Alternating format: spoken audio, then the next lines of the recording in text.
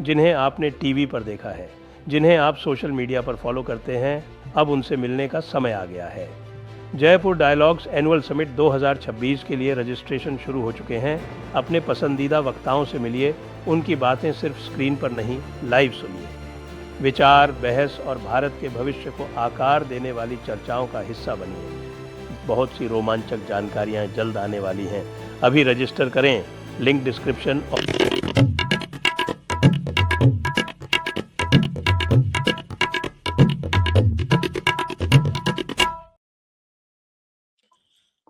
नमस्ते, आप सभी का स्वागत है आज के इस कार्यक्रम में और आप सभी से अनुरोध है कि कृपया हमारे चैनल को सब्सक्राइब करें, वीडियो को लाइक करें।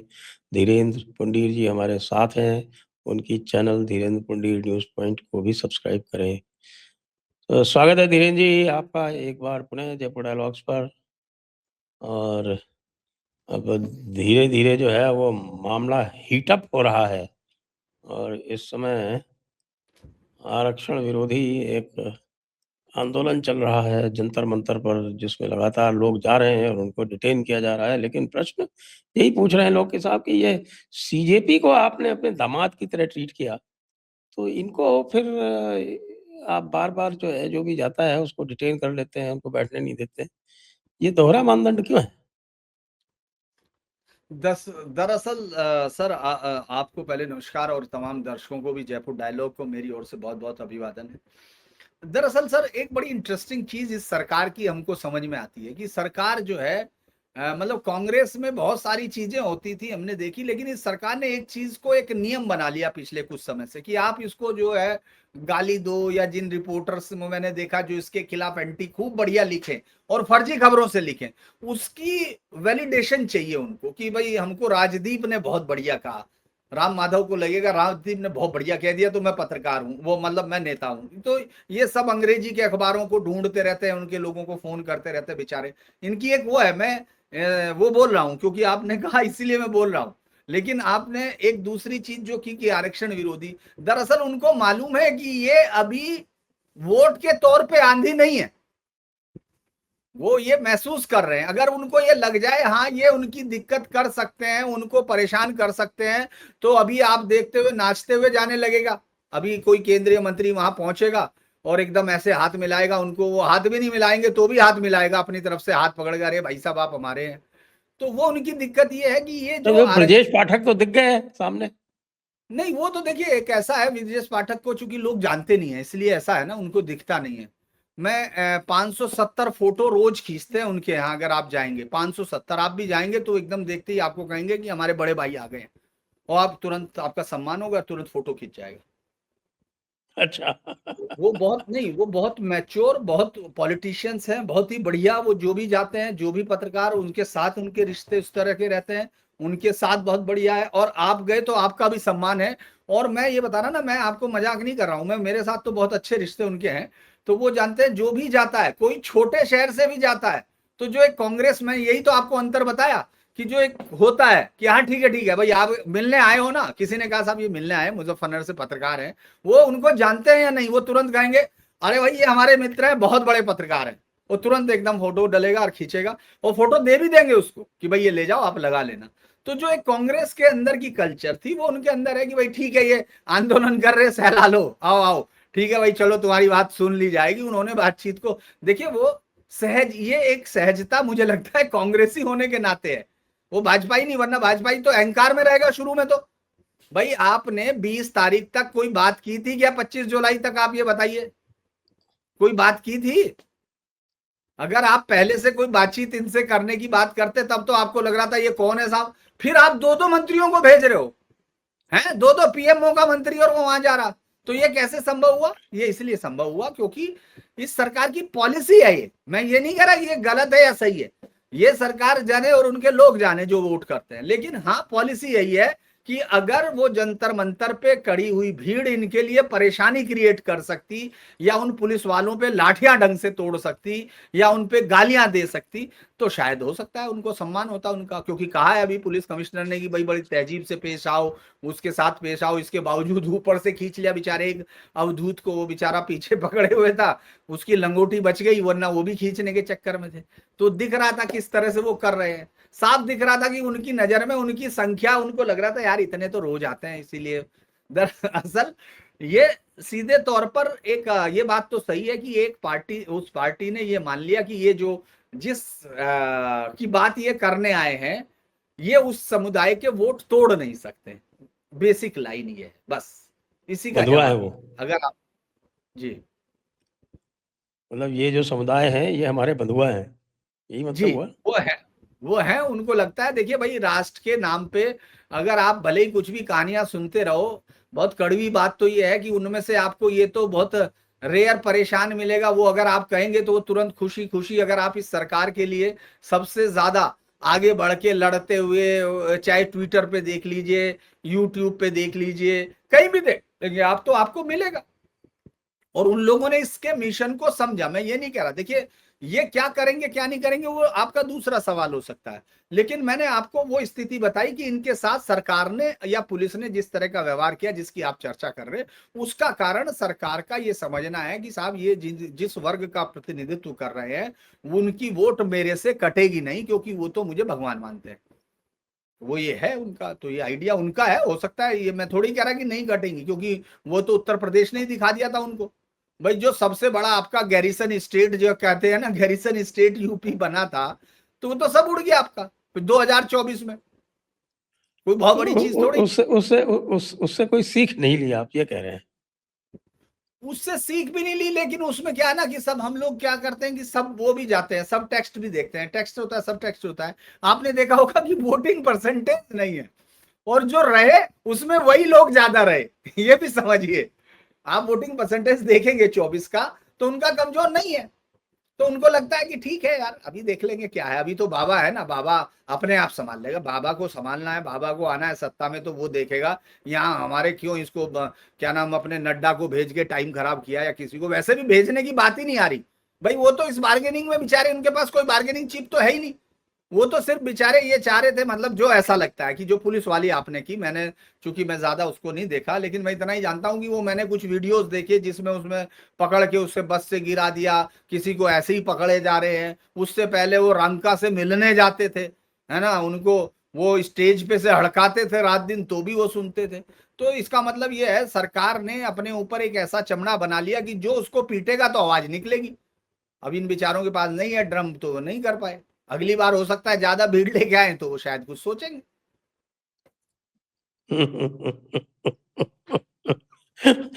मतलब ये जो है बाकी सारी बातें में बेईमानी है, असलियत यही है राजनीति की, कि भाई राजनीति का मतलब वोट बैंक और उसके अतिरिक्त कुछ भी नहीं है। लेकिन कई बार लोग ये कहते हैं कि साहब कि ये कैसी वोट बैंक की राजनीति है, कि ये स्वयं के वोट बैंक को नहीं सँभालती है, और जो सामने वाले हैं, जो कभी इनको वोट नहीं देंगे, उनकी लीपापोती करती है, चमचागिरी करती है। देखिए सर, अब एक अलग अलग चीजें हमको गौर देखनी पड़ेंगी। मुझे लगता है कि हमको अब दो हिस्सों में बीजेपी को बांटना पड़ेगा। एक बीजेपी है जो सेंट्रल लेवल पर है, जिसमें एक नेता है, उनका नाम नरेंद्र मोदी है, और इस देश के निसंदेह आज की डेट में भी वो सर्वाधिक लोकप्रिय है। मैं इस बात पे किसी के भी साथ मैं उसकी बात नहीं मानूंगा, क्योंकि मैं तो खुद देश घूमता हूँ और लगभग सारे ही चुनाव कवर किए, इसलिए ये नहीं कह सकते कि हाल फिलहाल के चुनाव भी नहीं छोड़े। तो इसलिए मेरा यह मानता है कि वो देश के सबसे लोकप्रिय नेता है। तो केंद्रीय पूरी बीजेपी तो उनके दम पे टिकी रहती है, लेकिन इसीलिए उनके यहाँ आप देखेंगे बहुत एरोगेंट, बहुत ही अहंकार का, बहुत सारे मिनिस्टर्स जिनका अपना कोई काम नहीं है, उनको मालूम है जीतेंगे हम, डूबेगा मोदी, अगर डूबा तो इसलिए वो उसी भाव से देखते हैं। लेकिन दूसरी तरफ आप राज्यों में जाइए, तो जैसे हेमंता बिस्व शर्मा है, उसको मालूम है मेरा वोटर कहाँ है, वो डरता नहीं है ना। आप देख रहे हो फैसला किया उसने, कहा कि अभी 2 से ज्यादा शादी करने वाले सरकारी कर्मचारी का क्या करना है, कहने इनकी सैलरी जो दूसरा करेगा बिना तलाक के, पहली पत्नी को 20% भिजवानी है, और हम अभी प्राइवेट में भी लाएंगे। सबको मालूम है मैसेज क्या है। आते ही कहा बंद करो, ये संस्कृत वाले भी बंद कर दिया, 8-10 संस्कृत के थे, 800-900 मदरसे थे, चलो बंद करो। उसके बाद फिर अभी माता पिता का जो नहीं करेगा, अब ये जो माता पिता नहीं करेगा, ये नहीं करेगा, ये परिवार को बचाने की कोशिश है। तो ये मूल मूल्य के पास जाता हुआ एक मुख्यमंत्री दिखता है जिसको मालूम है कि मुझे इंडिजिनस हो जाए, तो मैं उसको अलग तरीके से देखता हूं। जब मैं शुभेंदु को देखता हूं, जब ये कहते हैं शुभेंदु कि हमको मालूम है 2 करोड़ 92 लाख वोट किसने दिए हैं, इसीलिए जो सड़क पे नाच रहे हैं, जो नाटक कर रहे हैं, जो छाती पीट रहे हैं, हम जानते हैं इनको, हमको वो पहले सारा पैसा जो महिलाओं को 3,000 का है, वो उन्होंने लक्ष्मी वो जो उन्होंने बदला है, उसमें 3,000 उसमें सबको मिल रहा उनको, तो उनको मालूम है मेरा वोटर है, वो कहते हुए हिचक नहीं रहे। भाई उन्होंने एक अखबार को सीधे तौर पे ग्रुप को कह दिया ना कि ये जो नाटक कर रहा है ना, जो लिख रहा है सैफरन होलिगज्म, जिसने लिखा है, किसने लिखा है, एबीपी ने लिखा, उन्हें सीधा बोला मंच से कि ये क्या करना चाह रहा है, ये पेंट कर रहा है। जादवपुर यूनिवर्सिटी जहां वीसी का कत्ल लेफ्टिस्ट ने किया था, राणा बोस निकल भागा, अलग बात है कोर्ट में उसकी पैरवी नहीं हुई, वो निकला, फिर वहां से निकल के भाग गया, सामने काटा, उस वीसी को काटा जो चुनाव कर रहे थे 1970 में, सबको मालूम है ये सब। तो ये कहानियां हैं, तो उसको ये अच्छे से मालूम है कि ये मीडिया के बिके हुए लोग, मुझे इनसे लेने की जरूरत नहीं। तो ये एक क्लैरिटी है। इधर आप योगी आदित्यनाथ पर आ जाइए। योगी आदित्यनाथ को मालूम है, वो आज भी कह रहे थे कि ये कौन है अजय राय, ये जो है वहां सावन में खा रहा है मीट। वो सोच रहे थे कि निषाद, चूंकि निषाद के नाम के पीछे छुपना चाह रहे थे, ये क्या नाम आपके अजय राय एंड कंपनी, वो जानबूझ के ये सब करते हैं। उनको मालूम है कि भाई निषाद इनका मेन वोटर है, वो कहेगा साहब हम तो मछली क्यों नहीं खाएंगे साहब, हम तो सावन हो या कुछ भी हम तो रोज खाएंगे। उसने मंच से कह दिया कि ये क्या नाटक है भाई। तो ये ऐसी अलग दो हिस्सों में आप बांट के देखिए, तो ये दिखता है कि बहुत सारे लोगों को ये मालूम है हमारा कोर वोटर क्या है, वो मालूम है कि हमको इसके लिए खड़ा होना है। इसीलिए आप देखेंगे कि कल मुजफ्फरनगर में वो मदरसा जो गिरा दिया उसका ईदगाह का, वो जो है कि जिसमें कन्वर्जन चल रहा था, संभल में आप परसों भी देख रहे हैं गिरा रहे हैं, उससे आगे कहीं देख रहे हैं, वो कोई सुन नहीं रहे। वो कह रहे हैं हमारा वोटर हमको मालूम है क्या है, तो हम अपने वोटर के साथ वफा करने के लिए तैयार खड़े। तो ये दो हिस्सों में हमको बांटना पड़ेगा।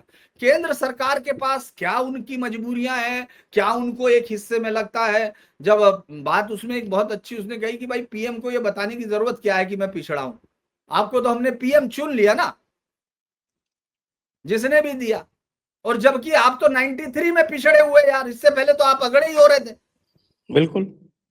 तो मैं यही कह रहा ना कि इसीलिए दरअसल जब भी तो वो स्कार मतलब साफ रखना होता है जब अकाउंट, तो वो ऐसा ही है यार कि आप जो है आप उन्हीं लोगों को आप हर बार वो ये स्ट्रेस देते रहते हैं। लेकिन हाँ ये है कि हमको थोड़ा सा वेटेज पीएम को इसलिए देना पड़ता है कि देखिए उन्होंने मंत्रिमंडल हो, लोकसभा हो, राज्यसभा हो, उन्होंने दिया अपने वोटर को। अब उनके वोटर में आप इसलिए वोटर के अंदर की लड़ाई हो सकती है, भाई वोटर कह रहा कि मुझे कम तरजीह दी जा रही है, अंदर ही अंदर के ग्रुपों में लड़ाई है। लेकिन अगर आप मेजर देखें तो मोदी लार्जर हिंदू इंटरेस्ट पे कहीं आपको ऐसा नहीं, अगर समझौता करते हटते हुए दिख रहे हैं तो रणनीति के तहत दिख रहे हैं। मैं इसलिए कहूंगा, मैं बिल्कुल उनको एकदम ये नहीं कहूंगा कि भाई गुस्से में जो सब लोग कह रहे हैं, ऐसा नहीं है। आप ये देखिए कश्मीर में टीकालाल टपलू, गंजू, सरला भट्ट, इन सबके केस रीओपन हो रहे हैं।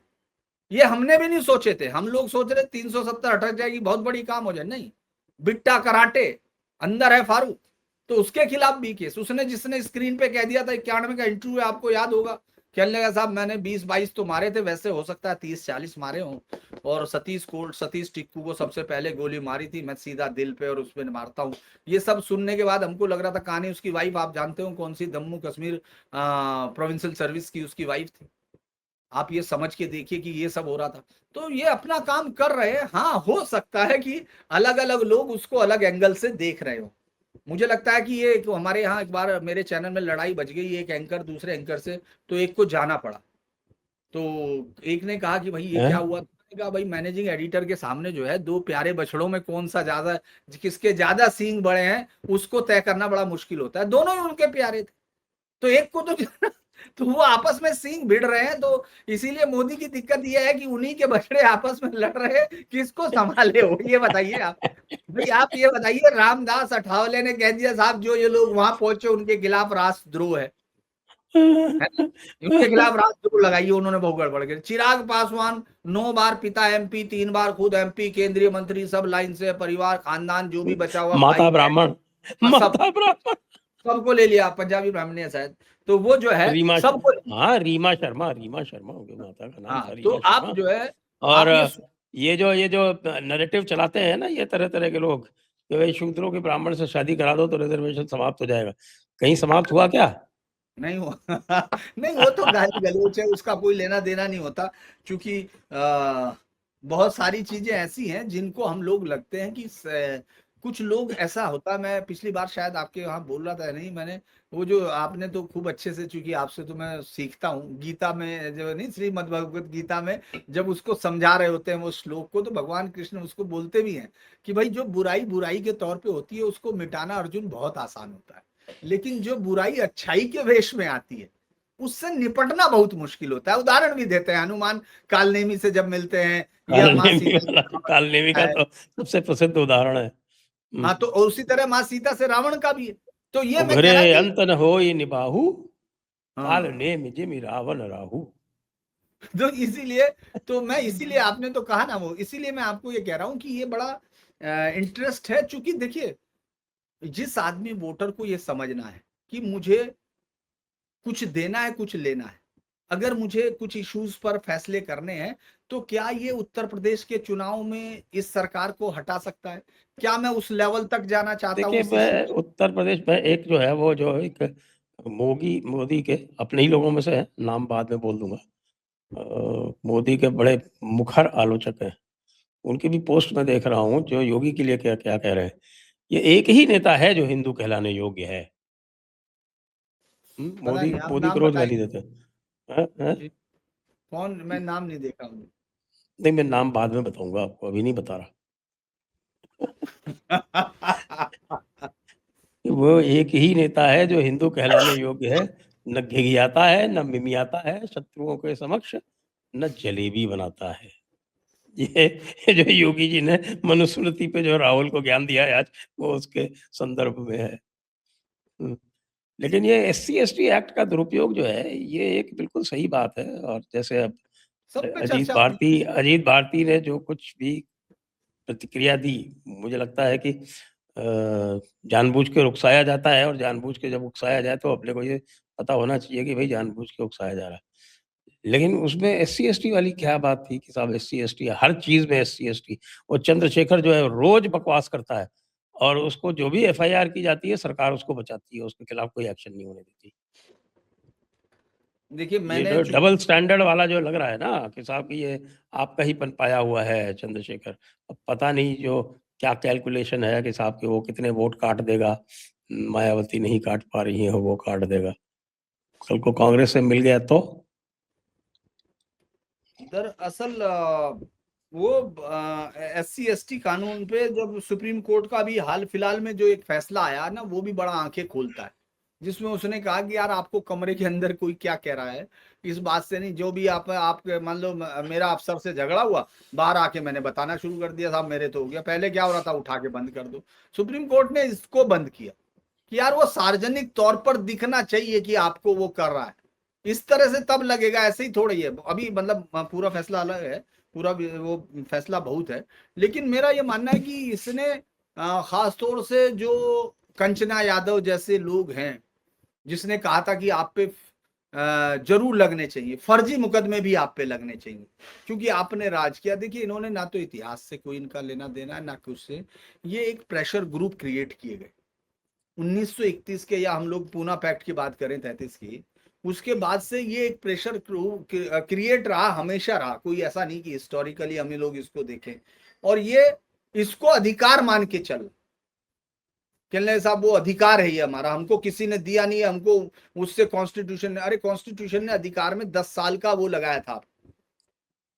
दरअसल अभी ये देश इस पर बात करने की स्थिति में धीरे धीरे आने की स्थिति है, लेकिन अभी टाइम लगेगा। कई बार क्या होता है कि चीजें उस शेप में नहीं जाती हैं सर, या तो अगर शुरू में ही होता ओबीसी को आपने क्रिएट किया राजनीतिक मानदंड पे, और फिर आप अब उसको एक सामाजिक स्तर पे लाने की कोशिश कर रहे हो कि नहीं साहब इनके खिलाफ भी कुछ भी बोलेंगे तो भी ये पकड़े जाएंगे। भाई उनका तो बहुत सारी जगह स्टेट्स है, राजा रहे हैं, और 565 में से भी अगर निकाल लेंगे तो पता चल जाएगा।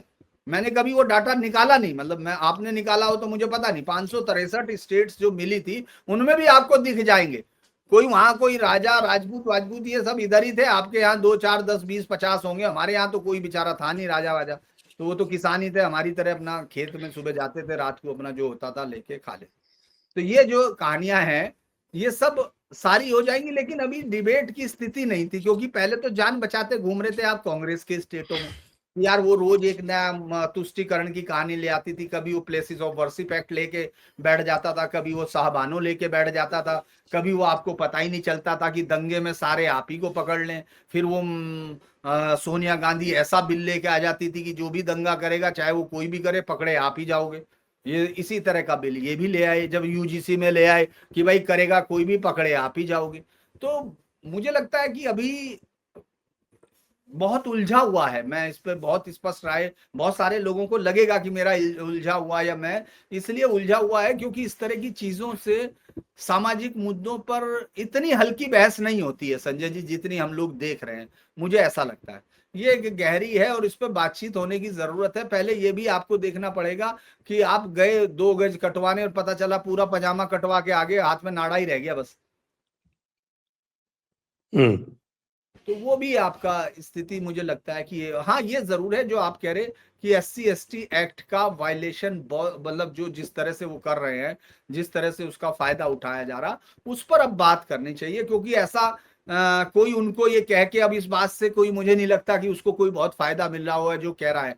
क्योंकि अब जैसे मान लो नाम ले रहे हो आप, जैसे वो नाम ले रहा था अपना अजीत भारती, तो उसके गांव नाम है हमारे गांव से आगे जाके, अब हम उस गांव का नाम कैसे ले बताइए आप।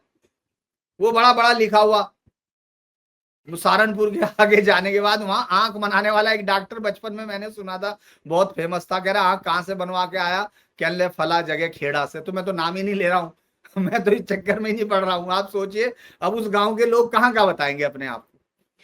तो ये सब चीजें, प्रैक्टिकल चीजें उस समय नहीं आ रही थी, और अभी वहां वो लिखता है किंग ऑफ, नीचे अपना सी वो लिख देगा अपना। अब लोग आप सोचो कि यार वो तो किंग हो रहा उसका, और हम नाम भी नहीं ले पाए उस बेचारे किंग के किस चीज का किंग है। तो ये स्थितियां सब जगह दिख रही हैं और ये क्रॉस टकरा रहा है।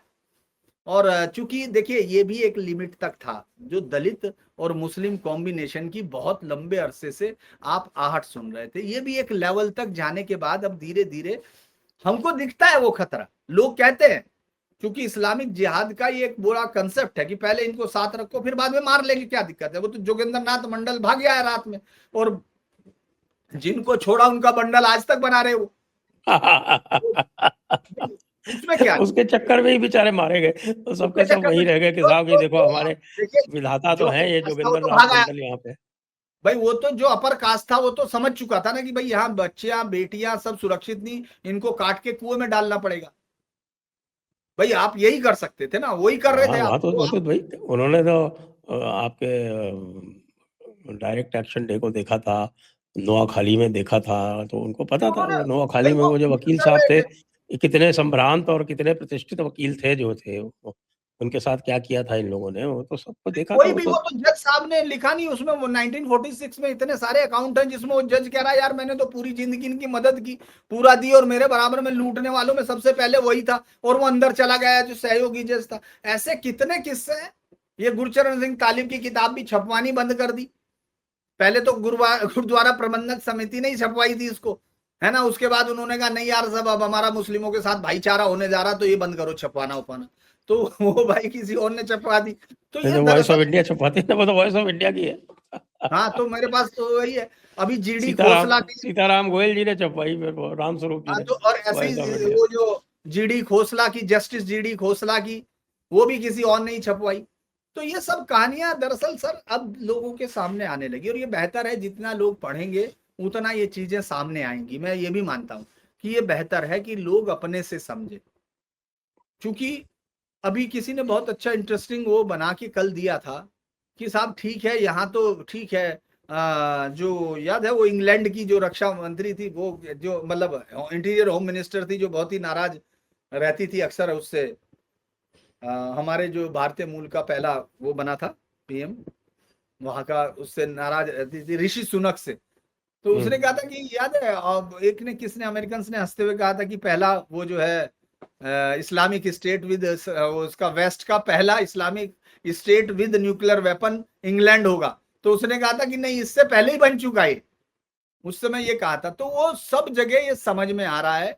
कल केरल की एक बड़ी अच्छी स्टडी थी, अगर आपने देखा हो, शशि थरूर का ट्वीट, उन्होंने एक वर्ल्ड बैंक की या किसी की एक स्टोरी दी थी, मतलब वो जो उन्होंने सर्वे दिया था, जिसमें उन्होंने बताया कि जो लोग वहां से लौटे हैं, क्या नाम आपके, सऊदी अरब से, उन लोगों ने, उनका जो अपने घर में सरिया आधारित निजाम कुछ ज्यादा बढ़ गया, बाकी सब भी गए, उनका कुछ नहीं है, और भी गए। तो ये सारी चीजें, मीम और भीम का जो कंसेप्ट था वो एक लेवल तक तो ठीक लगा, और अभी इस चक्कर में बेचारे वो तो बोलते भी नहीं है, यादवों के साथ जो कुछ होता है तो वो बेचारे उसमें झगड़ा में पड़ते ही नहीं, क्योंकि पता कि अखिलेश बाबू का तो सारा समीकरण बिगड़ जाएगा अगर ये इसने इसलिए किया।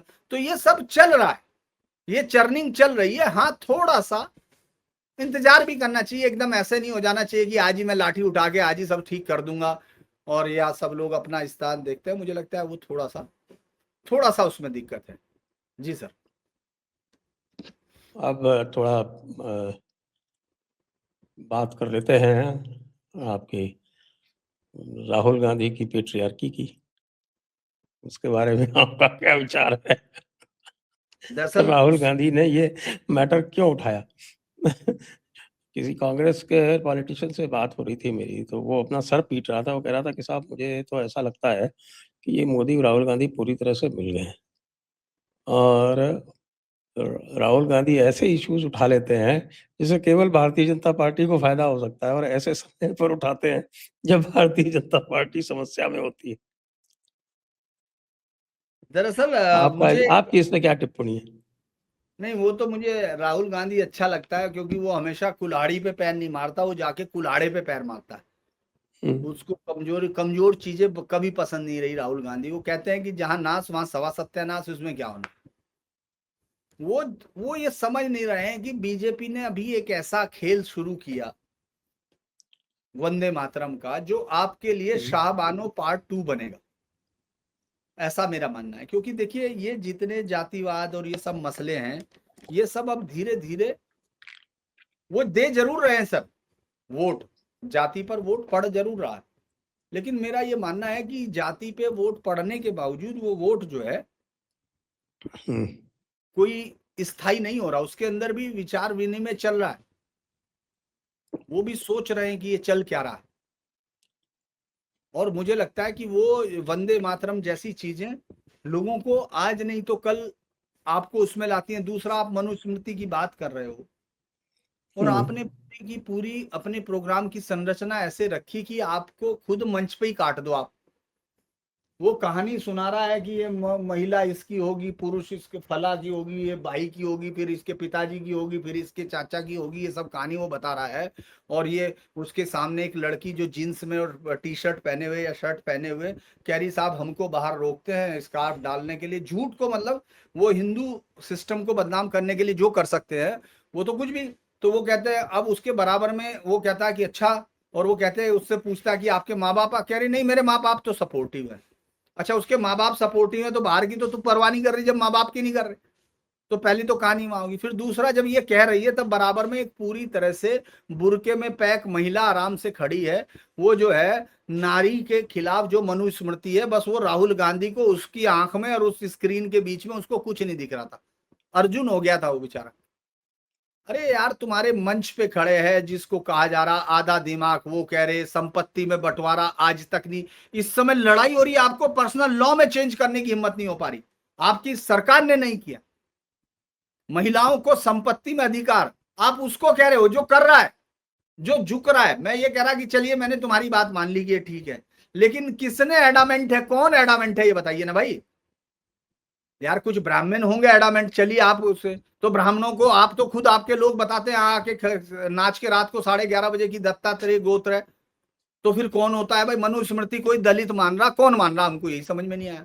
या मुस्लिम मान रहा, किससे वो आजाद कराना चाह रहा है ये समझ में नहीं आ रहा। उसका वोट बैंक क्या है?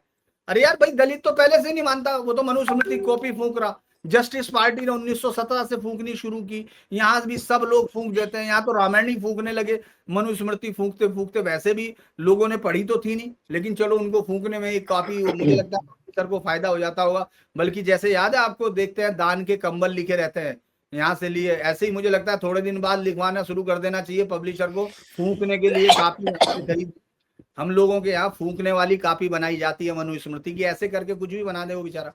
तो वो जो है मजाक से ज्यादा कुछ नहीं है वो। और ये दिख रहा है, स्क्रीन पे दिख रहा है कि वो अपनी पार्टी को कितना ज्यादा नुकसान पहुंचाने की स्थिति में है। और मुझे लगता है राहुल गांधी ये फैसला करते हैं कि पिछली बार से अगली बार वो कितना नुकसान पहुंचाते हैं, उससे अपनी सफलता का आकलन करते हैं वो, कि हाँ इस बार ज्यादा होगा। बचपन में एक ऐड आता था सर, वो जिसमें एक शरारती सा बच्चा खड़ा रहता था गांव में, पेड़ के नीचे बैठा रहता है, और पीछे एक ड्राइवर गाड़ी लेके उससे पूछता है, वो पीछे खड़ी कर रहा बैक में तो दीवार है ना, तो कह रहा लगी लगी, उससे कहता है वो ड्राइवर से, वो कहता है नहीं और लाओ और लाओ। जैसे ही उसमें लगती है तो कहता है वो बच्चा हाँ अब लग गई। तो वो ड्राइवर की समझ में नहीं आता कि मैंने कहा क्या था, क्योंकि इसीलिए राहुल गांधी उसी तरह का है, कहता है गिरी गिरी। वो सब लोग सोच रहे हैं गिराने के लिए ही कह रहा है वो, और गिरती जा रही है पार्टी। और आप ये सोचिए इसने यहाँ क्या कहा, इससे बड़ी चीज तो चलिए जो मनुस्मृति का किया वो किया। सज्जन कुमार गए तो सारे लोगों ने रोल मॉडल बताना शुरू कर दिया। अरे भाई पंजाब का चुनाव आना है, आपका भूपेश बघेल अमृतसर से लेके बस की यात्रा बना रहा है, 30 विधानसभा क्षेत्रों में राहुल गांधी जी को घुमाना चाहता है, और अचानक आप क्या कह रहे हो? कहने लगे सज्जन कुमार हमारा रोल मॉडल है। और उसके बाद जो चन्नी ने ऐलान कर दिया कि ये तो पाप है, उसकी बात करना भी पाप है, ये घोर पाप है, फिर आके वो माफी मांग रहा है। तो आप ये देखिए, चुनाव सर महाराष्ट्र में तो है नहीं, तो आप वहां मनुस्मृति जला लो, विल्सन जोन्स जला लो, जिसको भी गाली देना उसको दे लो। चुनाव तो यार आपका पंजाब में है भाई, चुनाव तो आपका यूपी में है भाई। तो ये सारी चीजें मुझे लगता है वो ऑफ द टारगेट रहते हैं, और हमेशा मतलब लड़ाई इधर हो रही है तो वो उधर तीर बना के खड़े हो जाते हैं। इसी तरह से उन्होंने पुणे में किया। मुझे तो इसमें बहुत ज्यादा कुछ नहीं, आपने योगी जी का उत्तर सुना? योगी जी ने बिल्कुल सही कह रहे थे, वो आज ही दिया योगी जी ने एक, आज उन्होंने जब अजय राय के बारे में बताया उसी समय वो उनके लिए भी कह रहे थे। लेकिन मुझे लगता है कि एक मिनट सर, हाँ तो राहुल गांधी को आप, मुझे लगता है योगी जी क्या कह रहे हैं उससे बड़ी चीज तो राहुल गांधी के लिए है कि वो अपनी पार्टी के लिए क्या सोच रहा है। मनुस्मृति के विरोध से वोट कौन से, सिर्फ एक वोट वो चाहता है सर। देखिए अगर अगर मैं इसको एनालिटिकल करूं दूसरे क्या कह रहे हैं, क्योंकि मैं तो मेरी योजना बनाऊंगा, दूसरा तो मेरे लिए कहेगा। ये समझिए आप, वो मुस्लिम उसको कहता है, सबसे पहले क्या कह रहे हैं कि मुस्लिम वोट मुझे चाहिए। मुस्लिम वोट किसके पास है? बीजेपी के पास तो है नहीं सर। भाई मेरे पास, आप मेरे से वही चीज ले सकते हो ना जो मेरे पास हो। आप जब मनुस्मृति को गाली दे रहे हो या किसी को भी दे रहे हो, अगर आपको लग रहा कि मुझे दलित वोट चाहिए, तो दलित वोट आपको कौन देगा? समाजवादी बसपा देगी सर। और अगर आपको मुस्लिम वोट चाहिए, वो कौन देगा? वो तो समाजवादी, आरजेडी और ये देंगी साहब। तो आप वोट किससे लेना चाह रहे हो ये बताइए ना पहले तो। ये मैं इसलिए कह रहा हूं, मुझे उसकी सारी स्ट्रेटजी ऐसी लग रही है। गूंज गूंज में आप गए छात्रों से, वो छात्राओं से बात करने गए आपकी, भाई आपको समस्या क्या है, पेपर लीक हो रहे, आप वहां कह रहे हो कि ये पैट्रियार्की पे आ गए। नहीं, वो पेट्रियार्की में भी जो लड़की बोल रही थी वो बड़े मजे की बात थी। वो कह रही थी साहब मुझको स्कार्फ पहनने को बोलते हैं, हाँ और बगल में वो हिजाबन खड़ी थी। मैं यही तो आपको कह रहा हूँ कि वो जो बोल रही है, कह रही मेरे माँ बाप तो मुझे मेरे साथ सपोर्टिव, ये जितनी बच्चियां ये सब है वो सबके माँ बाप सपोर्टिव हैं, बस वो दूसरों के माँ बाप को चोर साबित करने में लगे रहते हैं। अरे भाई तुमको अगर तुम्हारा कोई विरोध करता तो तुम्हारे माँ बाप का विरोध मायने रखता ना भाई। वो बराबर में आई हुई पूरा अपना वो बता रही है कि साहब पढ़ने नहीं दे रहे, वो सीधा नहीं बता रही कि हमारे यहाँ पढ़ने नहीं दे रहे। ये पूरी दुनिया में वर्कफोर्स जो है, ह्यूमन वर्कफोर्स 49% वर्किंग पे है, मुस्लिम में 32% है। वो 32 कह रहा, 26 और 12 है अलग अलग जगह पर। किसको समझा रहे यार? उसको यही पता नहीं। मैं यही तो कह रहा कि लड़ाई इधर हो रही है, टारगेट उधर कर रहा। लेकिन यहाँ तो भाई जब ये बात चली और ये आपका ये रिजर्वेशन सुधार आंदोलन आरंभ हुआ, आरक्षण सुधार आंदोलन आरंभ हुआ, तो हमारे अखिलेश जी तो तुरंत जो वो पी था वो पंडित वाला उन्होंने छोड़ दिया। पहले तो वो पंडितों की बात कर रहे थे, तो अब तुरंत पिछड़े पे आ गए। तो उनका पी जो है वो सीजन के साथ बदलता रहता है। दरअसल उनका पी जो है वो गिरगिटों से लाया हुआ है। कई बार क्या होता है कि कई बार क्या होता है ना, आप कहीं कहीं से लेके आते हैं चीज, तो उन्होंने जो नहीं कहते हैं कि कहीं की ईंट कहीं का रोड़ा, भानुमति ने कुनबा जोड़ा। तो उन्होंने जब वो कुनबा जोड़ा तो ये पी मुझे लग रहा है जल्दबाजी में किसी गिरगिट वाला उठा लाए। तो वो अपने स्वभाव अनुसार रंग बदलता रहता है, कभी वो पंडित हो जाता है, कभी वो पीड़ित हो जाता है, कभी वो पिछड़ा हो जाता है। और कहना योगी जी का वो पाकिस्तान भी हो जाएगा एक दिन, देखिएगा आप। तो वो जो है मतलब इसको पॉलिटिकल प्रेगमेटिज्म का नाम दे रहा है उनका जो आदमी उनको सिखा रहा है। उनको बता रहा है कि ये बहुत ही ज्यादा आप जो कर रहे हैं इस समय, युवा यही चाहता है। युवा रोज बदलता है। वो रोज कपड़े बदलता है भाई, विचार नहीं बदलता। लेकिन अब नहीं मान रहे तो आप क्या कर सकते हैं सर। वो तो है, उनका आइडिया है। क्योंकि देखिए अखिलेश यादव को 2024 के चुनाव का सर अभी वो उतरा नहीं है उनके दिमाग से है। और खतरा सामने दिख रहा। 224 सीटें उनको दिख रही थी, 227 सीटों पे उन्होंने बढ़त हासिल की थी। अगर हम लोकसभा 200 लोकसभा के देखे तो हाँ। Segment wise. अभी क्या हुआ उस समय उनके साथ कौन था? उनके साथ वो भी था उस समय, जयंत मतलब चौधरी थे। जयंत चौधरी थे। 2022 में, 24 में नहीं। 2022 में क्या 2024 में भी साथ में थे?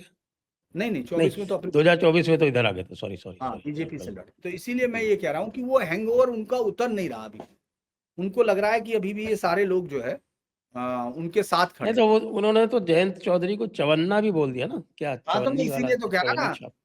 मैं आपको यही तो कह रहा कि उनको अभी ये समझ में ही नहीं आ रहा कि वो करना क्या चाह रहे। तो उनको ये अगर मालूम। आप, मैंने तो सुना जाटों में भारी प्रतिक्रिया है, और जाट तो ये छोटी छोटी चीजें बहुत माइंड करते हैं। अब हम इसको दो तरह से ले सकते हैं। एक तो ये कि अगर आज ही वो चले जाएंगे उनकी तरफ, अखिलेश यादव की तरफ, तो जाट तुरंत कहेगा भाई ये तो भाई को कहा गया था। उसमें चौधरी उनका वोटर तुरंत कह देगा जयंत जी का, कहने लगा नहीं नहीं भाई ये तो हमारे आपस के भाई हैं, दोस्त हैं, ये तो कोई भी कुछ कह सकता है। और अगर वो बीजेपी में ही रहे तो वो फिर कहेगा कि साहब ये तो दिक्कत है साहब, इन्होंने तो हमारे साथ किया। क्योंकि मैं इसलिए कह रहा, मैं आपको मजाक में ही कह रहा था, लेकिन इसको कोई अन्यथा ना ले। मैं 2022 का चुनाव कर रहा था पीन्ना में कवर। तो वहां मैं खड़ा था तो इंटरव्यू ले रहा, लाइव चल रहा था सारा इंटरव्यू। और मैंने, पीन्ना बहुत बड़ा गांव है, चौधरियों का बड़ा गांव है, और चौधरी साहब का बड़ा लाइक करने वाला गांव। तो मैंने इंटरव्यू लेना शुरू किया तो उस समय तो साहब उनके, मुजफ्फरनगर में ही है। हाँ मुजफ्फरनगर में बाहर निकलते ही है। हम्म। तो बड़ा बड़ा घर है, हर घर में गाड़ी बाहर खड़ी दिखेगी और ट्रैक्टर अंदर दिखेगा, हमेशा दिखेगा। तो वो जो है हमने उनसे पूछना शुरू किया लाइव में कि साहब चौधरी साहब क्या चल रहा? कहने भाई नाश कर दिया बाबा ने, कतई खत्म कर दिया पूरा प्रदेश, ना कुछ बच रहा ना कुछ हो रहा। 5-4 मिनट हो गए, फिर मैं घूम के उन्हीं के पास आया। मैंने उनसे आके कहा, मैंने कहा लेकिन एक बात बताओ, अगर ये अभी तो इनकी बातचीत चल रही थी योगी जी से, इनकी जयंत चौधरी की, अगर ये उनके साथ खड़े होते, कहने फिर क्या था? फिर तो बाबा से बड़ा काम ही नहीं कोई कर सकता, उससे बढ़िया मुख्यमंत्री है कोई। तो इसीलिए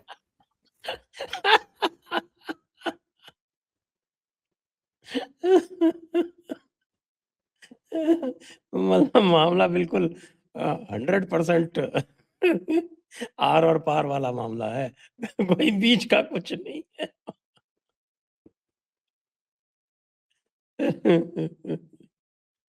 ये तो गजब का मामला है भाई। तो उत्तर प्रदेश के चुनाव पर आप इन सब घटनाओं का कोई विशेष प्रभाव नहीं देख रहे हैं, ऐसा लग रहा है आपकी बात सुन के मुझे। मुझे ऐसा लगता नहीं सर कि ऐसा कुछ होगा।